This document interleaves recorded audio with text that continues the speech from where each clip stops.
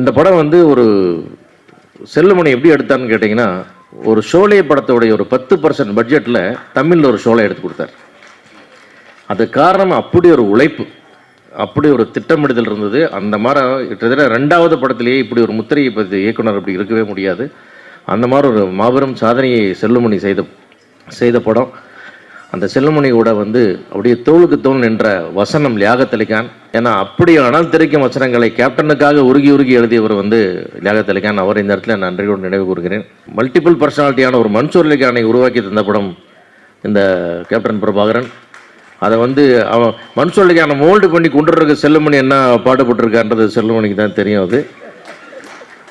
அது மாதிரி அற்புதமான ஒரு திரைப்படம். அது மாதிரி வந்து சிவந்தவன் படத்தில் பட்டத்திராணி பாட்டுக்கு அப்புறம் அதுக்கு இணையாக ஒரு பாடல் போட்டப்பட்டால் அது வந்து ஆட்டமா சிதறாட்டமா பாட்டு தானே. அப்படி ஒரு இசையை கொடுத்த ராஜா சார்.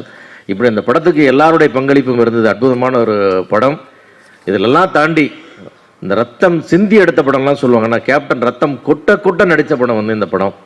ஏன்னா அவர் இந்த படத்துக்கு உழைத்த உழைப்பும் பட்ட சிரமமும் எடுத்த ரிஸ்க்கும் சிந்திய ரத்தமும் அளவில்லாத. உண்மையாகவே ஷாட்டில் அப்படியே ரத்த ஒழுகு நடிச்சிருக்கார். அப்படியே ரோப்போட கைரோட ரத்தம் அப்படியே ரத்தம் சொட்ட ரோப்பில் வருவார். அந்த மாதிரிலாம் அவர் நடித்து இந்த படத்துக்கு வந்து உயிர் கொடுத்துருக்காரு. அது இந்த கேப்டன் பிரபாகரன் வந்து ஒரு காலத்தை வென்ற படம். அதனால் அது விக்ரமன் சார் சொன்ன மாதிரி ஒருத்தருக்கு ஒரு ஐகானிக் படம்னா இது கேப்டனுக்கு இதுதான் படம்.